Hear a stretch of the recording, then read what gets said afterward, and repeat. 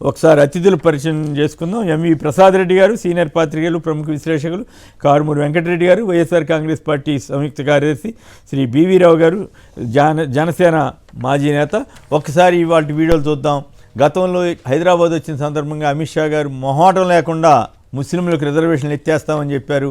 ఇప్పుడు అదే మాట కిషన్ రెడ్డి గారు కూడా చెబుతున్నారు. అయినప్పటికీ చంద్రబాబు గారు నోరు పెగల్చట్లేదు. ముస్లింలకు రిజర్వేషన్లు ఉండాలా వద్దా, బీజేపీతో జతకట్టడం కరెక్టా కాదా అన్న దాని మీద ఆయన ఏమి నోరు విప్పలేకపోతున్నారు. అయితే ఆసక్తికరంగా వ్యూహకర్తల రాబిన్ శర్మ, తెలుగుదేశం రాబిన్ శర్మకి పనిచేస్తున్న రాబిన్ శర్మ గారు ఒక రిపోర్ట్ లాగా ఇచ్చాడట. రిపోర్టు లేకపోతే మరి ఆయన చెప్పాడు. ఆసక్తికరంగా ఉంది. జనసేన బీజేపీతో పొత్తు పెట్టుకోవడం వల్ల నష్టం తప్ప లాభం లేదు. దీనివల్ల పైగా చంద్రబాబుకి అసలు విశ్వసనీయతే రావట్లేదు, ప్రజలెవరూ నమ్మట్లేదు ఆయన్ని అని వారు చెప్పారట. అందుకే ప్రశాంత్ కిషోర్ని రంగంలో తీసుకొచ్చారని మమతా బెనర్జీ గారు కూడా చెబుతున్నారు. సో ఆ తర్వాత ఈ నిందితుల కోసం జగన్ గారిపై హత్యాయత్నం చేసిన రాళ్లు విసిరిన వాళ్ళ మీదని కాపాడటానికి తెలుగుదేశం అలాగే ఈనాడు, ఆంధ్రజ్యోతి పత్రికలు చేస్తున్న ప్రయత్నాల మీద కూడా చర్చలోకి వెళదాం. ముందుగా ప్రసాద్ రెడ్డి గారు చెప్పండి, ఏమిటి రాబిన్ శర్మ వ్యాఖ్యలకు తీరుతెన్నులు కానీ ఇవన్నీ నిజంగానే జనసేన బీజేపీతో పొత్తు నష్టమే తప్ప లాభం లేదని చెబుతున్నారట, మీరేమనుకుంటున్నారు? నాకు ఒక స్థిరమైన అభిప్రాయం ఉన్నదండి. నేను ఏం చెప్పదలుచుకున్నానంటే, ఆంధ్రప్రదేశ్ లో సార్వత్రిక ఎన్నికలు 2019లో జరిగిన తరువాత అనేక వివాదాల మధ్య, అంతరాయాల మధ్య స్థానిక సంస్థల ఎన్నికలు జరిగాయి. స్థానిక సంస్థల ఎన్నికల నాటి నుంచి ఇప్పటి వరకు తెలుగు రాష్ట్రంలో, ఆంధ్రప్రదేశ్ లో పబ్లిక్ మూడ్ మారలేదు కానీ మరి మీడియా వాళ్ళు, సర్వే సంస్థల వాళ్ళు తగ్గిపోయింది, ఎక్కిపోయింది, గ్రాఫ్ పెరిగింది, గ్రాఫ్ తగ్గింది అని రకరకాల ఊహాగానాలు చేస్తున్నారు. అది టెంపరీ అప్ అండ్ లో చిన్న చిన్న జరిగితే జరగవచ్చు కానీ public mood in general Jaganmohan Reddy దాన్ని పాజిటివ్ గా ఇంకా 1% 1% అలా పెంచుకుంటూ పోయి 53-54% వచ్చాడని నా వ్యక్తిగత గట్ ఫీలింగ్ అనండి, అంచనా అనండి, నాకున్న కాంటాక్ట్ ద్వారా నేను సేకరించిన సమాచారం అనండి. మిగిలిన సర్వే సంస్థలు కానీ, మిగిలిన సంఘటనలు కానీ, మిగిలిన వ్యూహకర్తలు కానీ, వీళ్ళు they are in the business of making money. They are not telling the truth to the public అని నేను నిశ్చితంగా నమ్ముతున్నాను. ఇంక్లూడింగ్ మీడియా, వ్యూవర్షిప్ పెంచుకోవడానికి టీవీ ఛానల్స్, రీడర్షిప్ పెంచుకోవడానికి ప్రింట్ మీడియా ఏం చేస్తుందంటే ఏమైపోయింది, ఏమీ అవ్వలేదు. ఆయన ప్రజల హృదయాల్లో స్థిరంగా ఉన్నాడు. ఆయనను ప్రజలు పూర్తిగా విశ్వసనీయత కలిగి ఉన్నాడు. ఇది తగ్గిపోయిందా అంటే మీడియాలో చదివి అన్ని చూసి కొద్దిగా డౌట్, 1% డౌట్ వచ్చింది నాకు. ఆయన సిద్ధం సభలు, బస్సు యాత్ర ఇవన్నీ ప్రారంభించాక నాకున్న 1% శంఖ కూడా పటాపంచలు అయిపోయింది. జగన్మోహన్ రెడ్డి గారు స్థానిక సంస్థల్లో ఎన్నికల్లోనూ అంతకుముందు ఆ విషయాలు సరే ప్రసాద్ రెడ్డి గారు సబ్జెక్టివ్ అండి. ప్రసాద్ రెడ్డి గారు సడన్ ఇవాళ మనం ప్రధానంగా మాట్లాడుతుంది రాబిన్ శర్మ ఆయన ఇచ్చిన రిపోర్టు ప్రధానంగా బీజేపీ జనసేనలతో పొత్తు పెట్టుకోవటం వల్ల నష్టమే తప్ప లాభం లేదు, చంద్రబాబు మీద క్రెడిబిలిటీ లేకుండా పోయింది, ప్రజలెవరూ చంద్రబాబు నమ్మట్లేదు, విశ్వాసంలో తీసుకోవట్లేదు. అందుకే ఎవరు ప్రశాంత్ కిషోర్ని పట్టుకొచ్చాడు, ఆయనతో స్టేట్మెంట్లు ఇప్పిస్తున్నాడు. మమతా బెనర్జీ ప్రశాంత్ కిషోర్ ఇదే బోగస్ వ్యవహారం అని ఆవిడ కూడా సర్టిఫై చేసింది. ఈ పరిణామం మీద మీరు మాట్లాడితే బాగుంటుంది. 2019 నుంచి 2019 జనరల్ ఎలక్షన్స్, 2020-21లో మనకి పంచాయతీ ఎన్నికలు, స్థానిక సంస్థలు, అప్పటి నుంచి మూడు స్థిరంగా ఉన్నదండి. 2024 తర్వాత వచ్చే ఘోర పరాజయానికి ఎలిబి సృష్టించుకోవడానికి అందరూ తమ ప్రయత్నాలు ఇప్పటికే ప్రారంభించారు. ఏది, జగన్మోహన్ రెడ్డి మీద రాయి దాడి జరగడం వల్ల సింపతి వేవ్ వచ్చేసింది, అందువల్ల మేము ఓడిపోయాము. లేకపోతే ఇంకో సంఘటన, వాలంటీర్లు తీసేయడం వల్ల సింపతి వేవ్ వచ్చేసింది, అందువల్ల ఓడిపోయాము. ఇలాంటి, లేకపోతే కూటమి కట్టడం వల్ల ఓడిపోయాము. ఇలాంటి ఎలిబీలో రేపొద్దున 24 ఎన్నికల ఫలితాలు జూన్ 4 తర్వాత మనం అందరం వినబోతున్నాము. కేఎస్ఆర్ గారు, నేను ఏం చెప్పదలుచుకున్నానంటే, వ్యూహకర్తలు they are utter nonsense. వ్యూహకర్తలు అనేవాడు వాడు మనకి ఒక సీనియర్ జర్నలిస్ట్ కంటే వాడికి ఎక్కువ తెలిసే అవకాశం లేనే లేదు. మన ఆంధ్రప్రదేశ్ లో మీరున్నాను, నేనున్నాను, కొన్ని వందల మంది సీనియర్ జర్నలిస్టులు ఉన్నారు. వాళ్ళు చెప్పలేనివేవి వీడు చెప్పలేదు, వీడు చెప్పట్లేదు. ఊరికేంటంటే వాళ్ళు కొన్ని టెక్నికల్ పదాలు వాడుకుంటూ చేస్తుంటారు. మీరు ప్రశాంత్ కిషోర్ జగన్మోహన్ రెడ్డి విజయానికి కారణం అని ఒక భూతాన్ని సృష్టించారు. జగన్మోహన్ రెడ్డి విజయానికి ప్రశాంత్ కిషోర్ కారణం కాదు, జగన్మోహన్ రెడ్డి విజయానికి జగన్మోహన్ రెడ్డే కారణం. ప్రశాంత్ కిషోర్ అనేవాడు ఒక ఎన్నికల్లో సలహాలు చిన్న ఇస్తుంటాడు. యుద్ధంలో రాజు జయించాడంటే రాజు సైన్యాధ్యక్షుడే కారణం అవుతారు. మంత్రి యంత్రాంగం అనేది వెనక ఉంటుంది ఖచ్చితంగా. ఇలాంటి ఒక స్థిరమైన ధీరుడైన కృష్ణదేవరాయలు వంటి నాయకుడికి ఎవ్వరూ అవసరం లేదండి. ఆయన అంతటికి ఆయనే విజయాన్ని సాధిస్తాడు. జగన్మోహన్ రెడ్డి ఆయన అంతటికి ఆయనే విజయాన్ని సాధిస్తాడు. ప్రజలు ఆయన వెంట వెల్లువెత్తు వస్తుంటే ఈ పెరిగిపోయింది, తగ్గిపోయింది. నిన్న మొన్న కూడా ప్రశాంత్ కిషోర్ ఎందుకు చెప్తున్నాడు, ఆయన మొత్తం క్రెడిబిలిటీ తెలుగు రాష్ట్రాల్లో 0 అయిపోయింది. ఇప్పుడు మనకి మమతా బెనర్జీ చెప్పిన తర్వాత ఇది అస్సలు, అంటే మనలాంటి వారు చెప్తే ఏ విషయాన్ని జనం సందేహిస్తారు. మమతా బెనర్జీ గారు కూడా చెప్పారు కదా, ఇప్పుడు అర్థమైంది కదా. ప్రశాంత్ కిషోర్ అనేవాడు పంజాబీ డెకాయిటీయా, బీహార్ డెకాయిటీయా కాదా అన్నది ప్రజలు ఇప్పుడు ఖచ్చితంగా తేల్చుకుంటారు. ఖచ్చితంగా చంద్రబాబు నాయుడు ఈ ఒక్క విషయాన్ని నిజం చెప్పాడని అనిపిస్తుంది నాకు ఇప్పుడు. బీహార్ డెకాయిటీ చంద్రబాబు కాదు, అట్లా అనకూడదు, అట్లా అనడం తప్పు. అతను వైఖరి మార్చుకున్నాడంటే తప్పు, డెకాయిటీ ఇట్లాంటి అంటాం కరెక్ట్ కాదు. బీహార్ డెకాయిటీ కాబట్టి ఆత్మవంచన చేసుకుంటూ డబ్బు కోసము గడ్డి గరుస్తున్నాడు. మనకి జూన్ 24 ఎక్కడైనా ఒకే రకంగా ఉంటారండి. బీహార్ లో ఒక రకంగా, ఇంకో చోట ఒక రకంగా ఉంటారు. Real dacoit. Right, okay, right. Perreddy గారు వినుకొండ, చెప్పండి, నిజంగానే బీజేపీ జనసేనలతోటి కలవటం వల్ల తెలుగుదేశానికి నష్టం జరిగిందని ఆయన వ్యూహకర్తలు చెబుతున్నారని ఆసక్తికరమైన కథనం వచ్చింది. మీరేమంటారు? అవునంటారా, కాదంటారా? చంద్రబాబుకి విశ్వసనీయత కూడా రావటం లేదని వారు చెబుతున్నారట, మీరేమంటారు? అందరికీ నమస్తే సార్. మీరు చెప్పింది 100% నిజమండి.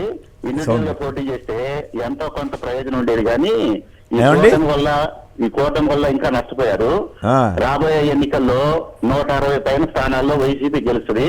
160 పైనే ఎట్లా చెప్పగలుగుతున్నారు? మేము చాలా క్లోజ్ గా జగన్మోహన్ రెడ్డి గారి మీటింగ్ అబ్జర్వ్ చేస్తుంటాము. జనాల్లో వచ్చే స్పందన, అవ్వాతాతల్లో వచ్చే స్పందన, అక్క చెల్లెమ్మలు వచ్చే స్పందన, అది ముఖ్యంగా ఈ చదువుకునే విద్యార్థులు వాళ్ళ తల్లిదండ్రులు తీసుకుని రోడ్ల మీదకి వస్తున్నారు. అది చాలా గొప్ప పరిణామం. చిన్నపిల్లలకు తెలియదు కదా, అయినా కానీ వాళ్ళ తల్లిదండ్రులు తీసుకుని వేదిక మీదకి అక్కడ తీసుకొచ్చి చూపిస్తా ఉన్నారు. సో అవన్నీ చూసి మీరు ఒక అభిప్రాయానికి వచ్చారు. 23 ఎంపీ సీట్లు పైన వస్తాయి. బీజేపీ, తెలుగుదేశం, జనసేన కూటమికి 100 స్థానాల్లో డిపాజిట్లు పోతాయి. ఒక 10-15 స్థానాల్లో 1,00,000 వస్తుంది. కాదు, మీరు చెప్తుంటే గుర్తుకొచ్చింది. రాత్రి ఒక ఆయన ఎవరు రేస్ సర్వేలో చంద్రబాబు గారు, పవన్ కళ్యాణ్ ఇద్దరు ఓడిపోయే అవకాశం ఉందని వాళ్ళ సర్వే. నలుగురు ఓడిపోతారు. బాలకృష్ణ గారు, పవన్ కళ్యాణ్, లోకేష్, చంద్రబాబు నలుగురు ఓడిపోతారు. అంటే ఇంకా లోకేష్ కే కొంచెం ఎడ్జ్ లో ఉన్నాడని ఆ సర్వే చెప్తా ఉంది. నలుగురు ఓడిపోతారు సార్. నలుగురు ఓడిపోతారా? రైట్, ఓడిపోతారు. సో ఆ సర్వేని మించి చెబుతున్నారు మీరు. రైట్, చూద్దాం. మీ అంచనా కరెక్ట్ అయితే రిజల్ట్స్ రోజున మిమ్మల్ని అభినందిస్తాం. రైట్. పుల్లనాయుడు గారు, తాడికోన. పుల్లనాయుడు గారు నమస్కారం, మాట్లాడి. నమస్కారం అందరికి. చెప్పండి, నిజంగానే బీజేపీ జనసేనలు కలవటం వల్ల తెలుగుదేశానికి నష్టం వచ్చేసిందా? చంద్రబాబుని ఎవరు నమ్మట్లేదట. చంద్రబాబుని కరెక్టేనా? చంద్రబాబు గారిని ఎవరు నమ్ముతారండి? చంద్రబాబు గారిని నమ్మే పరిస్థితి ఈ రోజు ప్రజల్లో లేదు. ఆయన అంటాడు జగన్ గారు గాల్లో వచ్చాడు, గాల్లోనే పోతాడు అంటాడు. మళ్ళీ అన్నాడు ఆ మాట? రోజు అంటున్నాడండి. రోజు ఏంది అంత ద్వేషంతో మాట్లాడకూడదు ఈ వయసులో? ఆయన 75 ఏళ్ళు. ఒక నిమిషం, మరి ఈయన పాతాళంలో నుంచి వచ్చాడండి.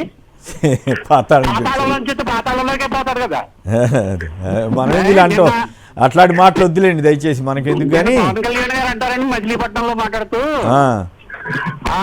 జగన్ గారు గొడ్డలతో అప్పుడు బాబాయిని చంపాడు అని మళ్ళీ వాగుతున్నాడండి. ఏంది అట్లా పిచ్చి మాటలు? ఆయన నిజంగానే ఫ్రస్ట్రేషన్కి వెళ్ళినట్టున్నాడు. ఆయన ఏమి ఫ్రస్ట్రేషన్కి వెళ్ళాడు కదా.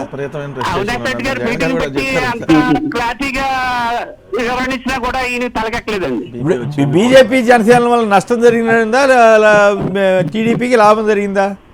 200% నష్టమేనా? రైట్. 100% సరే, జనసేనలో చాలా కాలం పనిచేసి ఈయన బివి రావు గారు ఇప్పుడు ప్రస్తుతం వైసీపీకి వచ్చారు కదా, వైసీపీలో ఉన్నారు. వారు తన అనుభవాన్ని చెబుతారు. ఏమిటంటే జనసేన బీజేపీ వల్ల నష్టం జరిగిందని రాబిన్ శర్మ బృందం చెబుతోందంట. చంద్రబాబుకి విశ్వసనీయత రావట్లేదట. మీ మాజీ నాయకుడు పవన్ కళ్యాణ్ గారు తెగలేపుతున్నాడు, చంద్రబాబు గారు అంత గొప్ప ఎంత గొప్ప అంటున్నాడు. మొన్న అంతకుముందు తిట్టుండొచ్చు, అది వేరే విషయం. కానీ ఇప్పుడు లేపుతున్నాడు. దానివల్ల ఏమన్నా ఇద్దరికి ఏమైనా ఉపయోగం ఉంటుందా ఉండదా? నిజంగానే బీజేపీ జనసేనని కలుపుకోవడం వల్ల నష్టమే జరుగుతోందా టీడీపీకి? రావు గారు. ఖచ్చితంగా టీడీపీ జనసేన నమస్తే శ్రీనివాసరావు గారు, గుడ్ మార్నింగ్ అండి. నమస్కారం. రాబిన్ శర్మ బృందం చాలా ఆలస్యంగా కళ్ళు తెరిచినట్టు నాకు అనిపిస్తా ఉంది. ఎందుకంటే టీడీపీ జనసేన బీజేపీ కూటమి వల్ల, జనసేన బీజేపీతో పొత్తు పెట్టుకోవడం వల్ల తెలుగుదేశానికి ఎంత నష్టం జరుగుతుందో, తెలుగుదేశంతో పొత్తు పెట్టుకోవడం వల్ల ఇక్కడ జనసేనకి అంతకన్నా ఎక్కువ నష్టమే జరిగింది. అదే విధంగా తెలుగుదేశంతో పొత్తు పెట్టుకోవడం వల్ల బీజేపీకి నష్టం జరిగింది. బీజేపీతో పొత్తు పెట్టుకోవడం వల్ల తెలుగుదేశానికి జనసేనకి నష్టం జరిగింది. ఈ ఓవరాల్ గా చూస్తే ఈ ఉమ్మడి కూటమిలో ముగ్గురికి ఒకళ్ళ వల్ల ఒకరికి బలం ఏర్పడిపోగా ఒకళ్ళ వల్ల ఒకరికి కేవలం నష్టం మూటగట్టుకోవడం తప్ప ఇక ఏమీ లాభం లేదనే విషయాన్ని చాలా క్లియర్ గా మనకి ఇక్కడ అర్థమవుతోంది. ఎందుకంటే చంద్రబాబు నాయుడు గారు గతంలో వ్యూహకర్త ప్రశాంత్ కిషోర్ వల్లే జగన్మోహన్ రెడ్డి గారు 151 సీట్లు గెలిచారనుకుని ఆయన విపరీతమైన పబ్లిసిటీ చేసుకోవడం వల్ల, వాస్తవంగా మనం చూసినట్లయితే ప్రశాంత్ కిషోర్ వ్యూహాల వల్ల జగన్మోహన్ రెడ్డి గారు గెలవాల, జగన్మోహన్ రెడ్డి గారి గెలుపు వల్ల ప్రశాంత్ కిషోర్ పెద్ద వ్యూహకర్తగా జగన్మోహన్ రెడ్డి గారి గెలుపుని జగన్మోహన్ రెడ్డి గారిని ఒక బ్రాండ్ అంబాసిడర్ లాగా వాడుకుని దేశం అంతా వ్యాపారాన్ని విపరీతంగా పెంచుకోవడానికి ఆయన ఉపయోగించుకున్నాడు తప్ప జగన్మోహన్ రెడ్డి గారి ప్రజాదరణతో ఆ రోజు 151 సీట్లు గెలిచింది. తర్వాత చూస్తే అంత దారుణమైన, అంత విపరీతమైన విజయం గానీ, అంత అద్భుతమైన విజయాన్ని ఆయన వ్యూహాలతో ఇంకెక్కడ తీసుకొచ్చాడు చెప్పండి? ఖచ్చితంగా కూడా ఇది ప్రజాదరణ వల్ల వచ్చిన గెలుపు. ఈ వ్యూహకర్తలు ఎలాగంటే ఈ రాజకీయ నాయకులు గాని, కార్యకర్తలు గాని, మన పార్టీ కార్యకర్తలందరూ కూడా రాజకీయాల్లో ప్రజలతో మమేకమయ్యే పనుల్లో ఉంటారు. కేవలం వీళ్ళు ఏదో ఈ సర్వేల కోసం ఎక్కడ నాడి ఎలాగుంది, ఎక్కడ మనం బలంగా ఉన్నాం, ఎక్కడ వీక్ గా ఉన్నాం, దాన్ని ఏ రకంగా చేసుకోవాలన్నా ఉపయోగపడదు తప్ప ప్రజల్లో ఉన్న వ్యతిరేకత గానీ, ప్రజల్లో ఉన్న ఆదరణ గానీ ఈ వ్యూహకర్తలు ఎవరు మార్చలేరు. కరెక్ట్. ఖచ్చితంగా ఈ పొత్తు వల్ల చాలా నష్టం. ఖచ్చితంగా కూటమి పొత్తు ఎప్పుడైతే పెట్టుకుందో, ఎప్పుడైతే జగన్మోహన్ రెడ్డి గారిని గెలవాలంటే పొత్తు తప్పదు అనుకున్నారో, కానీ ఎప్పుడైతే పొత్తు పెట్టుకున్నారో వాళ్ళకి వచ్చే సీట్లు కూడా రాకుండా తాను తగ్గించుకుని పూర్తిగా విఫలమైపోయిన పొత్తు ఇది. ఎందుకంటే ఈ రోజు మనం చూసినట్లయితే చాలా చోట్ల ఈ పొత్తు వల్ల మనకు దగ్గరలోనే ఇక్కడ అనపర్తి నియోజకవర్గంలో బీజేపీ పార్టీకి పొత్తుల సీట్ కేటాయించారు. కానీ అక్కడ తెలుగుదేశం పార్టీకి క్యాండిడేట్ నల్మిల రామకృష్ణారెడ్డి గారికి అక్కడ చంద్రబాబు నాయుడు గారు చెప్తా ఉన్నారు. అక్కడ ఖచ్చితంగా బీజేపీ ఓడిపోద్ది అనేసి తెలుగుదేశం డిసైడ్ అయిపోయింది. అదే విధంగా ఉండి నియోజకవర్గంలో తెలుగుదేశం పార్టీకి సీటు కేటాయించారు నరసాపురం పార్లమెంట్ లో. దాన్ని కూడా వాళ్లే దాన్ని మళ్ళీ రఘురామకృష్ణరాజు గారు ఏదో వీరుడు సూర్యుడు, ఆయన వస్తే తప్ప ఏది అవదు, ఆయన ఖచ్చితంగా సీటు ఇవ్వాలని పెద్ద ఆయన ఏదో వీళ్ళందరూ నెత్తిన పెట్టుకుని చూసుకుంటారు అనుకుని జగన్మోహన్ రెడ్డి గారి మీద విపరీతమైన ప్రలాపనలు పేరి ఎటు కాకుండా అయిపోయిన తర్వాత చివరి కాళ్ళు పట్టుకుంటే ఎక్కడో చోట సీట్ అడ్జస్ట్ చేయాలని చెప్పి మళ్ళీ ఉండి సీటు మీద పడ్డాడు. ఆ ఉండి సీటు కనుక ఆ సిట్టింగ్ ఎమ్మెల్యే ఆల్రెడీ అది వైసీపీ ఖాతాలోకి చేరిపోయింది. ఇంకా దారుణమైన ఓటమితో అక్కడ చేరడానికి ప్రస్తుతం ఉన్న సిట్టింగ్ ఎమ్మెల్యేని మారిస్తే, అంతకుముందు అక్కడ శివరామరాజు గారు కానీ ఇప్పుడు రామరాజు గారు పోటీ చేసడానికి రెడీలో ఉన్నారు. ఇప్పుడు మళ్ళీ ఆ సీటు మారిస్తే సీటు మా పార్లమెంట్ కి పుట్టా మహేష్ ఇక్కడ కూడా లోకల్లో ఎవరు లేనట్టుగా జగన్మోహన్ రెడ్డి గారు యాదవ్ సామాజిక వర్గానికి చెందిన బీసీ యువకుడు కారుమూరి సునీల్ యాదవ్ గారికి సీట్ ఇచ్చారని చెప్పేసి, అంతకుముందు మళ్ళీ గురుముచ్చు గోపాల్ యాదవ్ గారికి సీట్ ఇస్తాను యాదవ్ సామాజిక వర్గానికి ఇవ్వాలని మాటిచ్చి అక్కడ ఒక బీసీ నాయకుడిని యాదవ్ సామాజిక వర్గానికి చెందిన గురుముచ్చు గోపాల్ యాదవ్ మోసం చేశారు. పుట్టా మహేష్ యాదవ్ ఇక్కడ లేనట్టుగా కడప నుంచి తీసుకొచ్చారు. అది కూడా ఆయన కూడా మళ్ళీ సీటు ఈ మార్పులు చేర్పుల్లో ఇక్కడ ఉండి రఘురామకృష్ణరాజుకి ఇస్తే ఇక్కడ మళ్ళీ బీజేపీకి మార్చాలి, తపనా చౌదరికి ఇవ్వడం ఏదన్నా చేసి మళ్ళీ మార్చి ఈ తెలుగుదేశం బీజేపీలో షఫల్ అవుతాయని ఉన్నాయి. ఈ సీట్లన్నీ కూడా ఖచ్చితంగా ఇంకా ఓడిపోయే ఖాతాల్లోకి వీళ్ళందరికీ వీళ్ళే చేర్చుకున్నారు. కైకలూరు నియోజకవర్గంలో నేను జనసేన పార్టీ తరఫున ఒక యాదవ్ సామాజిక వర్గానికి చెందిన వ్యక్తిగా, ఒక బీసీ సామాజిక వర్గానికి చెందిన వ్యక్తిగా 10 సంవత్సరాలు జెండా మోసి కష్టపడి పార్టీని ఇక్కడ నిలబెట్టి చేస్తే నాకు సీట్ ఇవ్వకుండా మోసం చేసి అసలు ఒక పార్టీలో ఏ పార్టీ కూడా తిరగని కామినేని శ్రీనివాస్ అనే వ్యక్తికి కైకలూరు నియోజకవర్గంలో అతను ఒక టీడీపీ కోవట్టు బీజేపీ పార్టీకి 2014లో పోటీ చేసి 2019లో అతను బీజేపీ పార్టీ కేవలం 1700 ఓట్లు మాత్రం వచ్చినాయంటే బీజేపీ పార్టీకి అతను ఏ రకంగా వెనుబోటు పొడిచాడు, అతను తెలుగుదేశం మనిషి అనే విషయం ప్రజలందరూ కూడా తెలిసి ఇక్కడ కూడా ప్రజలందరూ కూడా చీకొట్టి కైకలూరు నియోజకవర్గంలో కూడా ఓడగొట్టడానికి సిద్ధంగా ఉన్నారు. ఓవరాల్ చూస్తే ఈ పొత్తు వల్ల ఎక్కడైతే 31 సీట్లు జనసేన బీజేపీకి ఇచ్చారో ఆ 31 సీట్లు కూడా దాదాపుగా 31 సీట్లలో 30 సీట్లు వైఎస్ఆర్సీపీ ఖాతాలో ఆల్రెడీ జేబులో ఉన్నాయి. రైట్. అయితే ఒక మాట చెప్పండి, నాకు ఒక అభిప్రాయం కలుగుతూ ఉంటుంది. చంద్రబాబు గారు తన తెలివితేటలను ఉపయోగించి వ్యూహం అనండి, కుట్ర అనండి, ఏదన్నానండి, పవన్ కళ్యాణ్ని పూర్తిగా ఖతం చేసినట్టు నాకు అనిపిస్తుంది. ఎందుకంటే పవన్ కళ్యాణ్ కనుక నిజంగానే బీజేపీతో కలిసి ఈ 5 ఏళ్ళు గట్టిగా పనిచేసుకుని జనంలో తిరుగుంటే ఆల్టర్నేటివ్ నాయకుడిగా చంద్రబాబుకు పోటీగా ఒక నాయకుడు తయారయ్యేవాడు. ఇవాళ సీఎం రేస్లో ఆప్షన్ జగన్ కాకపోతే ఎవరు అనే ఆప్షన్ లేకుండా పోయింది కదా. ఇవాళ ఇక బై డిఫాల్ట్ చంద్రబాబు కనపడుతున్నాడు తప్పితే, లేకపోతే పవన్ కళ్యాణ్ కూడా ఒక ఆప్షన్గా ఉండేవాడు కదా. సో ఆ రకంగా చంద్రబాబు గారు పవన్ కళ్యాణ్ని ఖతం చేస్తున్నట్టే కదా రాజకీయంగా, అవునా కాదా? 2 ముఖ్యమంత్రి రేసు లేకుండా చేస్తున్నాడు. ఆ తర్వాత ఒక్క నిమిషం, ఆ తర్వాత 21 సీట్లలో 10 సీట్లకు పరిమితం చేశాడు, మిగతా వాళ్ళందరినీ టీడీపీ వాళ్ళని ఇచ్చేసి. సో ఈ 10 సీట్ల కోసం ఈ పవన్ కళ్యాణ్ ఏం చేస్తాడు? మొత్తం జనసేనని భ్రష్టు పట్టించడమే కాకుండా పవన్ కళ్యాణ్ భ్రష్టు పట్టించింది చంద్రబాబు గారా కాదా? రావు గారు మీ అభిప్రాయం ఏంటి? ఖచ్చితంగా మీరు చెప్పింది 100% నిజమండి. చంద్రబాబు నాయుడు గారి వ్యూహాలు, కుట్రలు అన్ని కూడా జనసేనని అధపాతాలను తొక్కేయడానికి ఆయన వ్యూహాలు రచించి జనసేన ఈ రోజున అధపాతాలను తొక్కేశారు. అందుకే మీరు ఇంత అడిగినప్పుడు కూడా నేను తెలుగుదేశానికి నష్టం అన్న దాంట్లో ఎక్కువగా జనసేన కూడా పూర్తిగా జనసేన పార్టీ అనేది ఈ రోజున లేకుండా చేయడానికి, భవిష్యత్తులో దాన్ని లేకుండా చేయడానికి చంద్రబాబు నాయుడు వ్యూహం పన్ని దాన్ని అధపాతాలను తొక్కారు. ఎందుకంటే మీ 21 సీట్లలో కేవలం ఒక 8 సీట్లు మాత్రమే జనసేన పార్టీ తరఫున కష్టపడిన వారికి ఇచ్చి మిగిలినవన్నీ కూడా తెలుగుదేశం కోవట్లకి, ఇంకా వేరే పార్టీ నుంచి వచ్చిన కొంతమందికి వైసీపీ. పవన్ కళ్యాణ్ అయినా కూడా ఎందుకు చంద్రబాబు గారు వెనకాల తిరుగుతున్నాడు? పవన్ కళ్యాణ్ గారిని నీ యొక్క బలం లేదు, కేవలం 6% ఓట్లు వచ్చినాయి, ఇండివిజువల్ గా గెలవలేరు అని అతన్ని బాగా బ్రెయిన్ వాష్ చేసి ఆత్మన్యూనతా భావాన్ని గురి చేసి కనీసం ఎమ్మెల్యేగా కన్నా గెలిస్తే అసెంబ్లీలో అడుగు పెడితే నీకు విలువ ఉంటది, లేకపోతే ఉండదు, ఎమ్మెల్యేగా కూడా గెలవలేవు అన్న స్థితికి పవన్ కళ్యాణ్ గారిని వాళ్ళు భయభ్రాంతులకు గురి చేసి ఈ రోజున రాష్ట్ర వ్యాప్తంగా ఆయన జనసేన పార్టీ రాష్ట్ర అధ్యక్షుల్ని కేవలం ఒక పిఠాపురం నుంచే నేను అన్ని చేస్తానని చెప్పి ఆయన స్థానిక నియోజకవర్గంలో కూర్చోబెట్టి పనిచేస్తారు. ఈ రోజున పార్టీ అధ్యక్షులు చంద్రబాబు నాయుడు ఏమైనా కుప్పంలో కూర్చుని పనిచేస్తా ఉన్నాడా? రాష్ట్రం అంతా తిరుగుతా ఉన్నాడు. అదేవిధంగా వైఎస్ఆర్ కాంగ్రెస్ పార్టీ అధ్యక్షులు జగన్మోహన్ రెడ్డి గారు రాష్ట్రం అంతా తిరుగుతా ఉన్నారు. ఆయన పులివెందులో కూర్చొని పనిచేస్తా ఉన్నారా? ఒక పార్టీ అధ్యక్షుడు 25 సంవత్సరాల భవిష్యత్తు కోసం వచ్చారని చెప్తున్న ఒక వ్యక్తిని కేవలం పిఠాపురంలో పరిమితం చేశారంటే ఆయన ఎమ్మెల్యే కూడా గెలవలేదనే స్థితికి ఆయన పిఠాపురంలో కూడా పడుతున్నారు. పిఠాపురంలో కూడా ఆయన శక్తి మీద ఆయన గెలవట్లా, బతిలాడుతున్నాడు కదా, వర్మ గారిని బతిలాడుతున్నాడు. ఆయన శక్తి ఆ పిఠాపురంలో కూడా గెలవలేడనే ఆయన భయభ్రాంతులకు గురి చేసి ఆయన శక్తి మీద ఆయన కాకుండా వర్మ గారిని వీళ్ళని బతిమాలుతున్న కాకుండా ఇప్పుడు వర్మ గారు చంద్రబాబు గారు ఖచ్చితంగా పిఠాపురంలో ఈయన్ని ఓడించే వ్యూహమే చేస్తున్నారు. అసెంబ్లీ కూడా రాకుండా ఉంటే ఇంకా రేపు పొద్దున శాంతం ఇంకా ఇక పూర్తిగా వీళ్ళ మీద డిపెండ్ అయిపోతారని.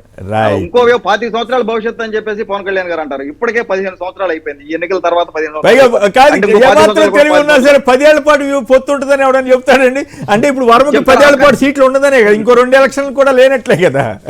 లేనట్టే కాబట్టి ఖచ్చితంగా ఆయన ఓడగలుగుతారు. మళ్ళీ ఇంకొక విషయం ఇక్కడ శ్రీనివాసరావు గారు, ఇక్కడ జనసేన పార్టీ 15 సంవత్సరాల భవిష్యత్తు అని చెప్తుంది. ఎవరి భవిష్యత్తు కూడా అర్థం కావట్లేదు. కనీసం జనసేన పార్టీ భవిష్యత్తు కూడా పవన్ కళ్యాణ్ గారు చూసుకోకుండా ఈ రోజున ఈ పరిస్థితి దిగజార్చారు. చంద్రబాబు గారి కోసం లోకేష్ గారు కూడా చేసినట్టున్నారు. ఇక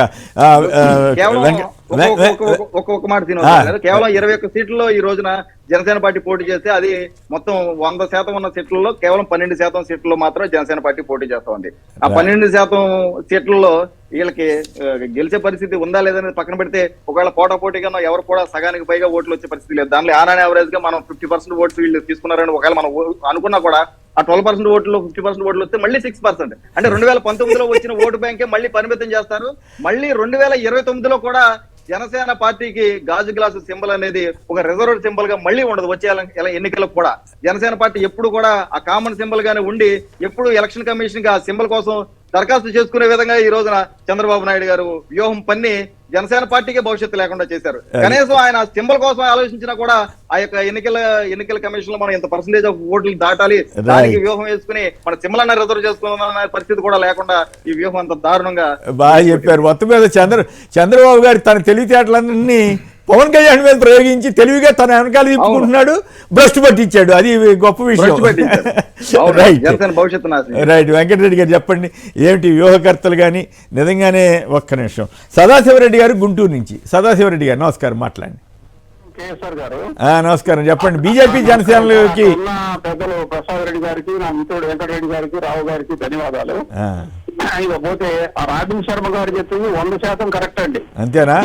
ఎందుకంటే అతను ఏదో ఆలోచన చేసి చెప్పాడు, కానీ ఈయన వినడు కదా, ఈయన మూర్ఖుడు కదా, ఈయన ఒక రకమైనటువంటి 420 మనిషి కదా. అందుకోసం అని చెప్పి ఏం చేశాడంటే జనసేనని అటు బీజేపీని రెండింటినీ మొత్తానికి నాశనం చేసి పారేశాడు ఆ రెండు పార్టీలు. పైకి వచ్చే పార్టీలు పూర్తి పైతో ఉన్న ఓటింగ్ శాతం కూడా నాశనం అయిపోయారు వాళ్ళు. విజయవంతంగా నాశనం చేశారు. ఇప్పుడు విజయవంతంగా నాశనం చేశారు సార్ ఆ రెండు పార్టీలని. ఇకపోతే అతనికి ఇప్పుడు జగన్ గారు చేస్తున్నటువంటి చేస్తేనే ఓటేయండి అంటున్నారు కాబట్టి 151 సీట్లు వచ్చింది సార్ లాస్ట్ టైం. అంతకంటే మిన్నగా వస్తాయి అనేది, అంతకంటే ఎక్కువ వస్తాయి అనేది నాకున్న అంచనా. నేను సేకరించినటువంటి విచారంలో, నేను సేకరించినటువంటి జిల్లాల నుంచి చెప్తున్నటువంటి వార్తల ప్రకారం ఉన్నాయి సార్. ఇందుకే చంద్రబాబు గారు పవన్ కళ్యాణ్ గారు గెలుస్తారా లేదా?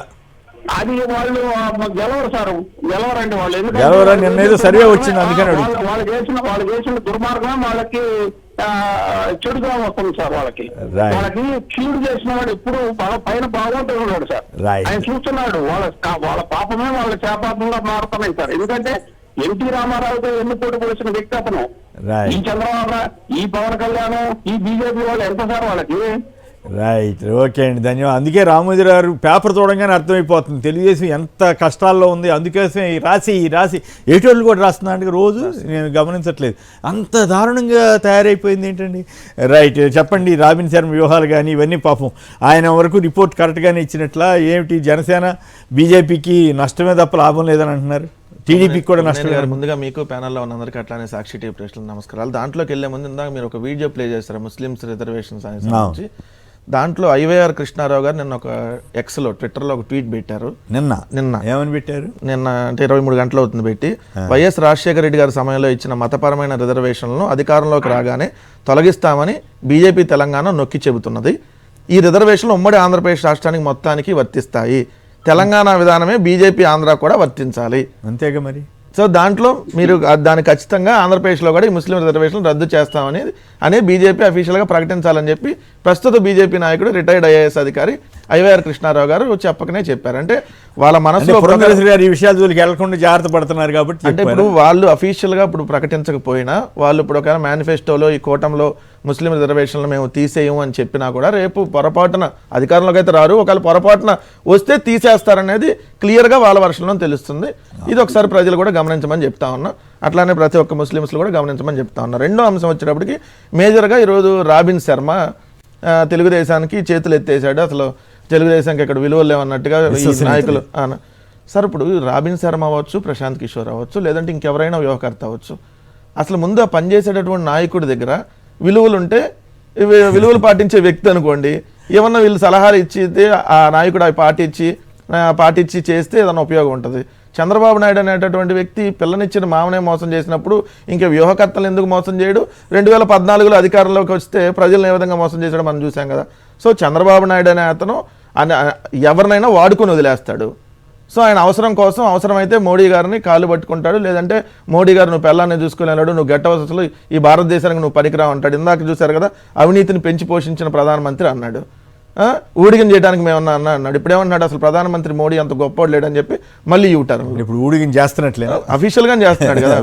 అసలు పొగ అసలు మన రాసుకొచ్చి మోడీ పొగుడుతున్నాడు, ఎక్కడా లేదు హిందీలో అర్థం అవ్వాలి కాబట్టి మళ్ళీ దేశం మొత్తం మిగిలిన బీజేపీ వాళ్ళకి కూడా మిగిలిన రాష్ట్రాలు కూడా అర్థం కావాలని చెప్పి హిందీలో కూర్చుని మోడీ గారికి అర్థం కావాలి.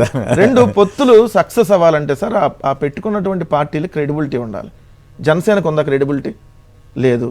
బీజేపీకి ఉందా? ఇన్ని బండబూతులు తిట్టి, అమిత్ షా గారిని తిట్టి, మోడీ గారిని తిట్టి రాళ్లే ఇస్తే వాళ్ళు పొత్తు పెట్టుకున్నప్పుడు వాళ్ళకి ఏం క్రెడిబిలిటీ ఉంది? తెలుగుదేశానికి ఆబ్వియస్లీ లేదు క్రెడిబిలిటీ. 3 పార్టీలు క్రెడిబిలిటీ లేనాళ్ళు, ఒకళ్ళ మీద ఒకళ్ళకి నమ్మకం లేనాళ్ళు వాళ్ళు పొత్తులు పెట్టుకుంటే ఏ విధంగా సక్సెస్ అయ్యింది? రెండో అంశం వచ్చేటప్పుడు పొత్తులు పెట్టుకునేటటువంటి అంశాలు ఏంటి? నిజంగా మీరు పొత్తు పెట్టుకుంటే నిజంగా ప్రజలకు న్యాయం చేస్తారా లేదని ప్రజలు ఆలోచిస్తారు. 2014లో మీరు ఏం చెప్పారు? ఇదే 3 పార్టీలు పొత్తులో వెళ్ళినాయి. 3 పార్టీల పొత్తులో ఉన్నటువంటి ప్రభుత్వం వచ్చింది, ఆ ప్రభుత్వాన్ని ప్రజలు తిరస్కరించారు. అంటే 3 పార్టీల కూటమిని తిరస్కరించినట్లు లెక్క. అఫీషియల్ గా మళ్ళీ తిరస్కరించినాక మళ్ళీ కూటమిగా వస్తున్నామంటే ఆ కూటమిని ఏ విధంగా ఆశీర్వదిస్తారు? సో 100% ఆశీర్వదించారు. రెండో అంశం వచ్చేటప్పటికి వాళ్ళే చెబుతున్నారు కూటమి ఫెయిల్ అని. రాబిన్ శర్మ చెప్పవసరం లేదు సార్, బీజేపీ నాయకుడిని కదిలిండే బీజేపీ నాయకుడైనా నిన్న కూడా కోల ఆనంద్ లేఖ రాశాడు కదా, ఒక్కటి కూడా కాపులకు సీట్లు ఇవ్వలేదు బీజేపీ నుంచి, ఒక్కళ్ళు కూడా కాపులకు సీట్ ఇవ్వలేదని. ఇదే బీజేపీ నాయకులు జీవీఎల్ మొదలుకొని అందరూ కూడా అసలు ఈ పొత్తు అనేది సక్సెస్ కాదు, మనకి ఈ సీట్లు ఏంటి ఇంత తక్కువ సీట్ల ఎక్కడెక్కడ చంద్రబాబు నాయుడు మనుషులు తీసుకుని వచ్చి ఎక్కడ పెట్టారు. అది కూడా మళ్ళీ 6గురిలో 5గురు చంద్రబాబు మనుషులే కదా. 6గురిలో 5గురు చంద్రబాబు నాయుడు మనుషులు ఎంపీలు. ఇప్పుడు 6వ అతను కూడా మళ్ళీ మార్చాలని కదా. ఎవరైతే నరసాపురం ఎంపీ ఇతను మంచి కాదు, 6వ అతను కూడా మార్చాలని, ఆ ప్లేస్ లో రఘురామకృష్ణరాజుకి ఇచ్చి లేదంటే ఉండనాటి ఇచ్చి లేదంటే మార్చాలని జరుగుతా ఉన్నాయి. సో రెండోది జనసేనలు, ఇప్పుడు జనసేన నుంచి ఈ రోజు కూడా నాకు తెలిసి రాజోలు బొంతు రాజేశ్వరరావు గారు కూడా రాజీనామా చేసినట్టున్నారు నిన్న. చేసి ఆయన కూడా వైసీపీకి జాయిన్ అవుతా ఉన్నారు. అలా అనేక నియోజకవర్గ ఇన్ఛార్జీలు ఈస్ట్ వెస్ట్ గోదావరిలో ఏదైతే జనసేన మాకు ఈస్ట్ వెస్ట్ గోదావరిలో అని చెప్తారో అక్కడే జనసేనలో నియోజకవర్గ ఇన్ఛార్జీలు ఆల్మోస్ట్ ఖాళీ అయిపోయారు. ఖాళీ అయిపోయి వైఎస్ఆర్ కాంగ్రెస్ పార్టీకి వచ్చినటువంటి పరిస్థితి. వాళ్ళే చెబుతున్నారు కదా, 24 గాయత్రి మంత్రం అన్నాడు, 21 రుక్మిణి మంత్రం అన్నాడు, 21లో మళ్ళీ 11 తీసుకెళ్లి ఇంకేదో మంత్రం అంటున్నాడు. రుక్మిణి మంత్రం అనేది మీరు పెట్టిన పేరు, జనసేనలు పెట్టిన మంత్రం, జనసేనలు అంటున్న మంత్రం. లేకపోతే మనకు ఆ రుక్మిణి మంత్రం తెలియదు, గాయత్రి మంత్రం అయితే అందరికీ తెలుసు కానీ రుక్మిణి మంత్రాలు తెలియదు కాబట్టి వాళ్ళు చెప్పింది. అంటే మళ్ళీ 11 మందిని తీసుకొని వెళ్ళి తెలుగుదేశం మళ్ళీ వైసీపీలో వచ్చిన వలసలో వచ్చిన వాళ్ళకి ఇస్తే ఇంక ఈ మిగిలిన 10 మందికి ఏ మంత్రం వరకు ఇచ్చాడు అనేది వాళ్ళు అడుగుతున్నటువంటి ప్రశ్న. రెండు తెలుగుదేశం నాయకులే మాట్లాడుతున్నారుగా, మా పొత్తుల వల్ల సీట్లు పోయి అసలు జనసేనకి 21 సీట్లు ఎట్టిస్తారు, పోయినసారి అది కూడా దండగా, బీజేపీకి 6 సీట్లు, అసలు 6 ఎంపీలు ఎట్టిస్తారు. 6 ఎంపీలు అంటే 25% సీట్లు సార్, 25% సీట్లు, 1/4 సీట్లు ఇచ్చేసారు. 25 ఎంపీల్లో 6 సీట్లు ఇచ్చారంటే సో ఎట్టిస్తారని వాళ్ళే చెప్పుకోండి. అంటే వాళ్ళ పార్టీల్లో ఉన్న 3 పార్టీలే ఆఫ్ ద రికార్డు మాట్లాడుతున్నారు, ఆన్ ద రికార్డు కూడా మాట్లాడుతున్నారు. ఇప్పుడు నిన్న ఇంకో ట్విస్ట్ కొత్తది, చింతమనేని ప్రభాకర్ని సీటును మారుస్తామని చెప్పి చంద్రబాబు నాయుడు వాళ్ళ దగ్గరకు పంపిస్తే దెందులూరు చింతమనేని ప్రభాకర్ సీటుని ఇప్పుడు బీజేపీ నుంచి గారపాటి ఆయన ఉన్నాడు కదా, గారపాటి తపనా చౌదరి ఏలూరు ఎంపీ ఇవ్వలేదు కాబట్టి ఆయన అక్కడ ఇండిపెండెంట్ గా వేస్తానంటున్నాడని చెప్పి దెందులూరు అసెంబ్లీ సీట్ ఇస్తామని చెప్పి తెలుగుదేశం పార్టీ ఆ ఏలూరు జిల్లా అధ్యక్షుడు వాళ్ళ దగ్గర పంపిస్తే కొట్టడం ఒకటే జిల్లా చింతమనేని గారు తిట్టి బండబూతులు తిట్టి ఇంకోసారి వస్తే మాత్రం వేరే విధంగా ట్రీట్మెంట్ ఉందని చెప్పి పంపించాడు. ఇప్పుడు అది నడుస్తా ఉంది. లేదు తెలుగుదేశం వాళ్ళని, తెలుగుదేశం వాళ్ళు రాయబారం వస్తేనా, తెలుగుదేశం చంద్రబాబు నాయుడు గారు ఆ జిల్లా అధ్యక్షుడిని ఇంకొంతమందిని ఏదైతే వెళ్ళి ఇదిగో ఇట్లా బీజేపీ అడుగుతుంది, సో ఇది ఖచ్చితంగా ఇవ్వాల్సి వస్తుంది, దీన్ని నేను వదులుకోవాలని చెప్తే ఆయన నిన్న మాట్లాడినటువంటి మాట అయితే మనం అసలు చెప్పలేదు, ఎందుకంటే వాళ్ళ వెబ్సైట్ లోనే రాశారు క్లియర్ గా కూడా. సో ఇది కూడా నడుస్తారు, అది కూడా రాశారా? చింతమనేని సంగతి తెలుసు కదా సార్. చింతమనేని అంటే నేను ఒక వీడియో చూశాను, ఆవిడ ఎవరో జనసేన నేత అంట, ఆవిడ డయాస్ మీద మేము కంట్రోల్లో పెడతాం చింతమనేని అంటే నువ్వే నన్ను పెట్టి నేను చంద్రబాబు నన్ను కంట్రోల్లో పెట్టలే నువ్వే అని డైరెక్ట్ గా ఆ నియోజకవర్గ ఇన్ఛార్జ్ దెందులూరు మర్యాద కోసం కూడా ఆగల అప్పుడప్పుడే తిట్టేసాడు జనసేన ఇన్ఛార్జ్. సో వీళ్ళ విధంగా ఉంటుంది. రెండోది పొత్తులు, బీజేపీతో పొత్తు పెట్టుకోవటం వల్ల మైనార్టీ ఓట్స్ పూర్తిగా దెబ్బతిండిపోతామని చంద్రబాబు నాయుడుకి తెలిసినా ఎందుకు పొత్తు పెట్టుకున్నాడంటే కేసుల అంశం. ఆఫ్టర్ ఎలక్షన్ కోసం పొత్తు పెట్టుకున్నాడు. ఓడిపోతానని 100% చంద్రబాబు నాయుడు గారికి ఓడిపోతారని తెలుసు. పొత్తు పెట్టుకున్నా ఓడిపోతాడు, పెట్టుకోకపోయినా ఓడిపోతాడు. అంతేనా? పొత్తు పెట్టుకోకపోతే బీజేపీకి దూరం వెళ్ళిపోతాడు. కాబట్టి అప్పుడు ఏంటంటే బీజేపీ దగ్గరికి ఈయనే వెళ్ళాడు కదా, బతిమలాడుకొని పొత్తుల్లోకి వెళ్ళింది ఈయనే. అఫీషియల్ గా వాళ్ళే చెప్పారు బీజేపీ నాయకులే. సో మేము పొత్తుల కోసం మా దగ్గరకు వచ్చి బతిలాడని చెప్పి అమిత్ షా గారు సాక్షాత్తు ఇండియా టుడే దాంట్లో కాన్క్లేవ్ లో మాట్లాడి చెప్పాడు, మా దగ్గర చంద్రబాబు నాయుడు బతిలాడు. అందుకనే కదా సార్ 6 ఎంపీలు ఇచ్చారు. వాళ్ళు అడిగిన ఎంపీ సీట్లు 6 అంటే బీజేపీకి లాస్ట్ టైం వచ్చింది 4 కదా. ఇప్పుడు 6 ఎంపీ సీట్లు ఇచ్చినటువంటి పరిస్థితి, 0.8% ఓటింగ్ ఉన్న బీజేపీకి 6 ఎంపీ సీట్లు ఇచ్చారంటే దానికి కారణం ఏంటి? ఓడిపోతారని ఇటు తెలుసు. But after elections Chandrababu Naidu అనే అతను ఈ కేసుల అంశంలో చంద్రబాబు నాయుడు ఆల్రెడీ జైలుకి వెళ్ళి వచ్చి బెయిల్ మీద బయటకున్నాడు. సో లోకేష్ అనే అతను జైలుకి వెళ్లకుండా కొడుకును కాపాడుకోవడం కోసం ఇది ఇప్పుడు పెట్టుకున్నటువంటి పొత్తు తప్ప ఇదేదో రాష్ట్ర ప్రయోజనాలు రాజకీయాలు ఇంకో దానికి అతను వాళ్ళ వ్యక్తిగతానికి సంబంధించినటువంటి అంశం మీద పొత్తు. సో రాజకీయంగా ఉపయోగపడదని తెలుసు, రాజకీయంగా నష్టపోతారని తెలుసు. సో కాకపోతే కేసులతో రేపొద్దున తండ్రి ఆల్రెడీ రాబిన్ శర్మ చేసింది రిపోర్ట్ అంతా కరెక్ట్ అని అంటారు సరే. ఇప్పుడు రాబిన్ శర్మ అనే అతను ఒకప్పుడు ప్రశాంత్ కిషోర్ టీము ఐపాక్ లో పనిచేసిన అతనే. సో రాబిన్ శర్మని తీసుకుని వచ్చి చంద్రబాబు నాయుడు గారు వ్యూహకర్తగా పెట్టుకున్నారు. ఆ ఐపాక్ టీంని, ఆ ప్రశాంత్ కిషోర్ టీంనే బీహార్ డెకాయిట్ అన్నాడు. అవును, ఆ టీం అందరూ అన్నట్టే కదా. ఆ టీంలో ఒక అతన్ని తీసుకుని వచ్చి మరి అది ఆయన భాషలో డెకాయిట్, నేనైతే డెకాయిట్ అటువంటి అంటల్లా ఆయన అన్నటువంటి డెకాయిట్ బ్యాచ్ లోనే ఒకళ్ళని తీసుకొని వచ్చి పట్టుకొచ్చాడు.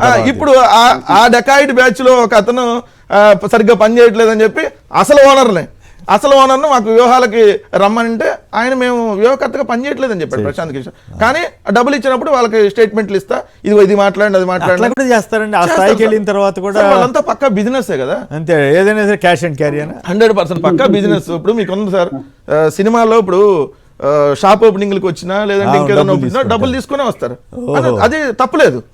వాళ్ళ బిజినెస్ అది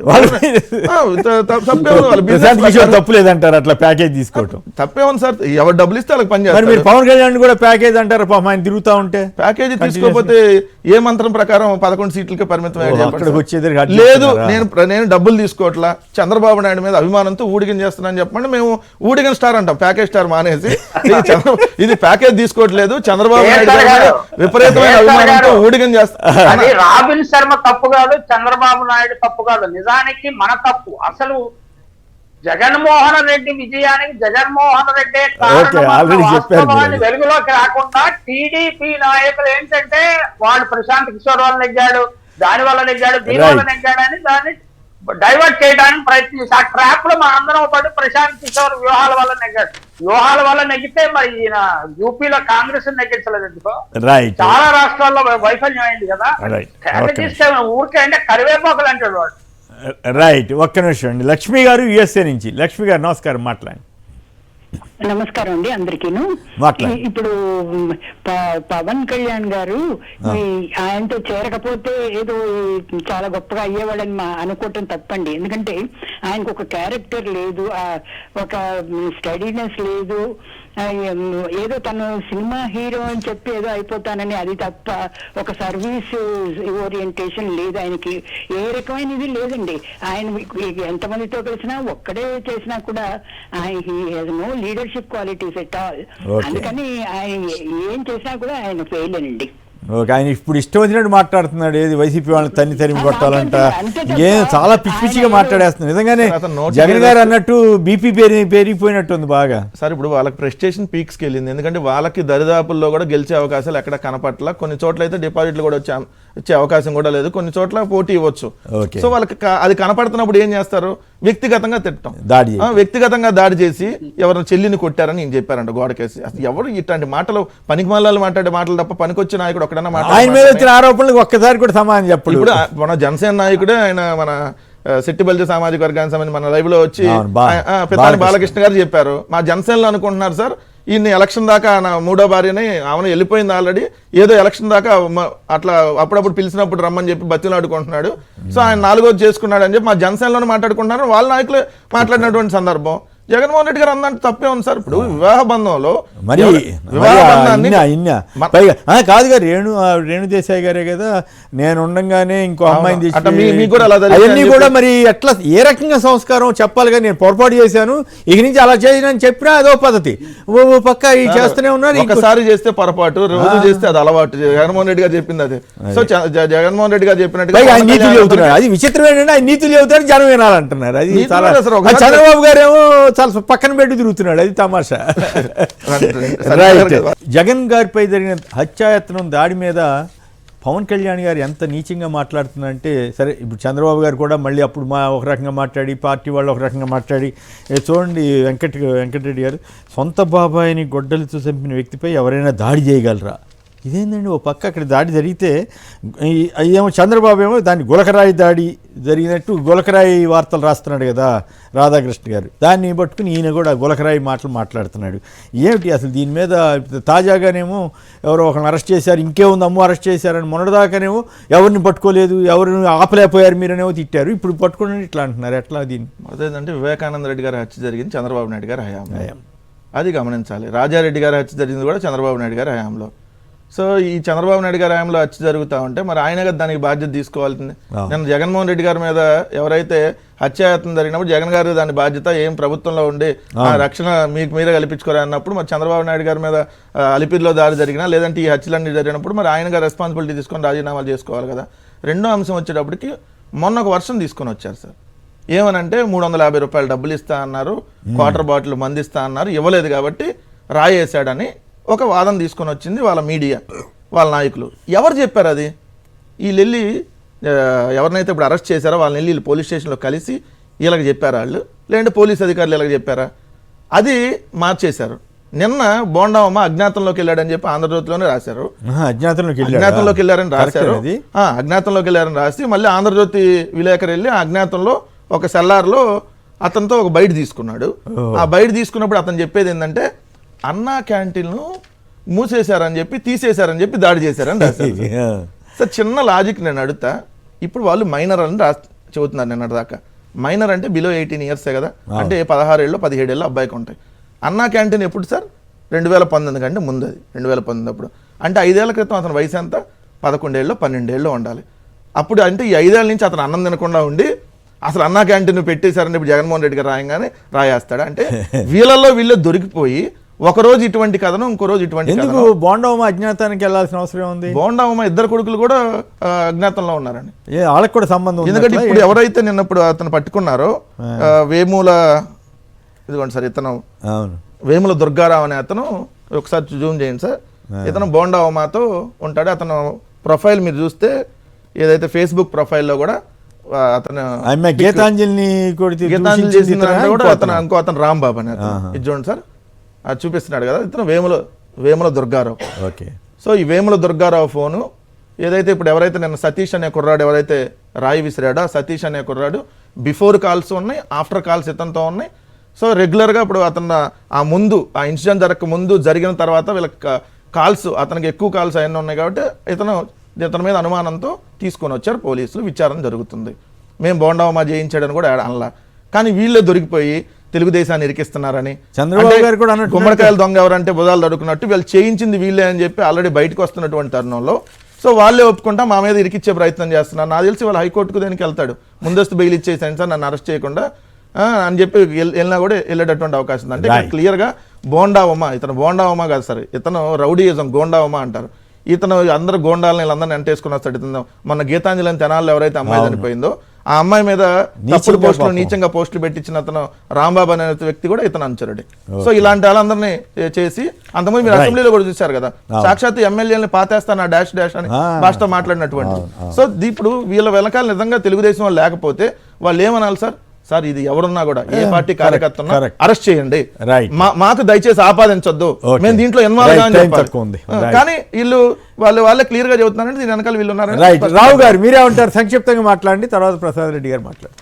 రావు గారు సార్, ఈ దాడి మీద మీరు ఎట్లా అంటారు? గులకరాయి దాడిని తగ్గించి దాన్ని మాట్లాడటం, చంద్రబాబు ఇప్పుడు రాధాకృష్ణ రాశి అంటే అధ్వానంగా ఆ దౌర్భాగ్యం గులకరాయి రాతలు అనుకోవచ్చు. చంద్రబాబు లాంటి వాళ్ళు కూడా అట్లా మాట్లాడితే ఇంకేంటి అసలు? అది ఏమన్నా అర్థం ఉంది అసలు? పవన్ కళ్యాణ్ ఏమో ఇంకా నీచంగా మాట్లాడాడు. దారుణంగా మాట్లాడు. అసలు అంత దారుణంగా జగన్మోహన్ రెడ్డి గారి ప్రజాదరణ చూడలేక వీళ్ళు ఎక్కడైతే ఈయన ఈ సిద్ధం సభలు స్టార్ట్ చేసిన దగ్గర నుంచి విపరీతమైన ఈ ప్రజాదరణ చూసి ఓర్వలేక వాళ్ళ ఫ్రస్ట్రేషన్ ఏది పడితే అది మాట్లాడడం, ఈ ప్రజాదరణను ఓర్వలేక దీన్ని డివైడ్ చేసి దీన్ని వీళ్ళందరికీ వీళ్ళే దీన్ని కుట్రకోణంలో ఆయన మీద రాయిదాడి చేయించి అది కూడా చాలా దారుణంగా, ఏ కొంచెం ఇటు దగ్గర నదరగంత మీద తగిలినా కూడా చాలా ప్రమాదకరంగా ఉంది. అంత ప్రమాదకరమైన దాడి చేయించి దాన్ని కూడా హేళనగా మాట్లాడి వీళ్ళు అపహాస్యంగా మాట్లాడుకుంటూ వెళ్ళిపోద్ది. చాలా దారుణంగా అది అంత ప్రమాదకరమైన దాడి జరిగిన దాన్ని వీళ్ళు చాలా హేళనగా మాట్లాడి ఈయన చేయించుకున్నారని చెప్పేసి ప్రజల్ని సైడ్ ట్రాక్ పట్టించే విధానం మీద చూశారు. కానీ ప్రజలందరూ కూడా గమనించి ఆ రోజు నుంచి కూడా ప్రజలందరూ కూడా ఈ దాడిని ఎవరు చేశారు, దీని కుటుంబంలో ఎవరున్నారో ప్రజలందరూ కూడా గమనించారు. జగన్మోహన్ రెడ్డి గారికి సంఘీభావం తెలియజేశారు. ఇందాక చెప్పినట్లుగా మన వెంకటరెడ్డి గారు చెప్పినట్లుగానే ముందు నుంచి వాళ్ళు ఎవరున్నారో పట్టుకోవాలి కదా, అది కదా ఇది కదా, రాయి దొరకాలి కదా, వేసిన వాడు దొరకాలి కదా అని చెప్పి హేళనగా ఎలా పడితే అలా ఒక పక్క పవన్ కళ్యాణ్ గారు, ఒక పక్క చంద్రబాబు నాయుడు గారు మాట్లాడిన తర్వాత ఈ రోజున ఎవరైతే దానికి ఉన్నారో ముద్దాయిని తీసుకొచ్చి పోలీసులు అరెస్ట్ చేసిన తర్వాత అతని తరపున ఒకళ్ళతో పుచ్చుకుని వీళ్ళు ఏదో ఒక కుండి సాగులు చెప్పడం చాలా దారుణమైన పరిస్థితి ఇది. ప్రసాద్ రెడ్డి గారు, అన్నిటికంటే దురదృష్టం ఏంటంటే కొన్ని మీడియాలో వచ్చిన కథనాలండి. అంటే ఎవరైతే దాడి చేశారో వాళ్ళకి సానుభూతి వచ్చే విధంగా రాతలు రాయడానికి ప్రయత్నం చేస్తున్నారు. ప్రజలు ఏది తెలుపు ఏది నలుపు అనేది అర్థం చేసుకోలేనంత అమాయకులు కాదండి. అమ్మా నాన్న ఏరి ఎక్కడ అంటూ పిల్లలు గగ్గోలు పెడుతున్నారట. అలాగే చెరలోనే అనుమానితులు చెరలో ఉండకుండా మరి బహిరంగంగా తిరుగుతుంటారా? ఒకవేళ వాళ్ళని తిరగనిస్తే అనుమానితుల్ని బహిరంగంగా తిరగనిస్తున్నారు అంటారు. అంటే మీరు చెప్పినట్టు ఇంతకు ముందు తెలుగుదేశం వాళ్ళు ఎట్లా జరిగిపోయారో మీడియా లైక్స్ డిస్లైక్స్ ఏంటి, నేరం చేసిన వాళ్ళకి సింపతి వచ్చే విధంగా ప్రొజెక్ట్ చేయడానికి నిన్న ప్రయత్నం జరిగింది, ఇవాళ ప్రయత్నం జరిగింది. ఇది జర్నలిజం లో వరస్ట్ డైమెన్షన్ అని నేను భావిస్తున్నాను సార్ కేసీఆర్ గారు. ఓకే, ఫైనల్ గా అదే సార్, ఇప్పుడు క్లియర్గా అక్కడ బోండావమ్మ అనుచరుల పాత్ర ఉందనేది క్లియర్గా స్పష్టంగా అర్థమైంది. సో వాళ్ళు చెప్పాల్సింది మాకు సంబంధం లేదండి, ఒకవేళ మా అనుచరులు ఉంటే వాళ్ళ మీద ఎంక్వైరీ చేసి వాళ్ళని అరెస్ట్ చేసుకోండి, మాకు సంబంధం లేదని చెప్తే తెలుగుదేశం దీంట్లో లేనట్టుగా భావించాలి. కానీ వాళ్ళు అది చెప్పట్లేదు, మమ్మల్ని ఇరికిచ్చే ప్రయత్నం చేస్తున్నారని అంటే ఖచ్చితంగా దీని వెనకాల తెలుగుదేశం ఉందనేది ప్రజలకు కూడా అర్థమవుతా ఉంది.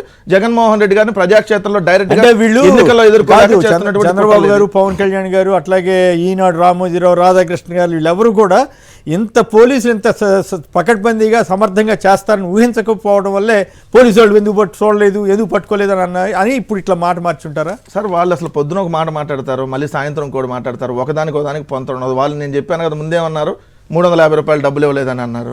ఇప్పుడు ఏమంటున్నారు, అన్నా క్యాంటీన్ ఎత్తేసారని అన్నారు. రేపొద్దున జగన్మోహన్ రెడ్డి గారు అరాచక పాలన కోసం అది కొట్టాడని కూడా చెబుతారు. అంటే ఏది పడితే అది మాట్లాడటం, ఆయనే కొట్టుకున్నాడని పవన్ కళ్యాణ్ పిచ్చి మాటలు అసలు జరగలేదని చెప్పారు. జగన్మోహన్ రెడ్డి గారు ఆ యాత్ర చేయలేదు, వచ్చింది రాయ సార్. 4 రోజులు పోయి చంద్రబాబు నాయుడు మైండ్ పూర్తిగా పోయి అసలు జగన్మోహన్ రెడ్డి గారు ఆ రూట్లో వెళ్ళాలా, ఎవరో వెళ్ళారు. ఆయన అంటే పోనీ 75 ఏళ్ళు, పవన్ కళ్యాణ్కి ఏమైంది? ఇక వాళ్ళకు దత్తపుత్రుడే కదా, వాళ్ళ తండ్రి లాంగ్వేజ్ వస్తుంది కదా. రైట్. ప్రసాద్ రెడ్డి గారు, కారుమూరి వెంకటరెడ్డి గారు, బివి రావు గారు అందరికి కూడా ధన్యవాదాలు. ఇది నేటి వార్తా విశ్లేషణ కార్యక్రమం. నమస్కారం.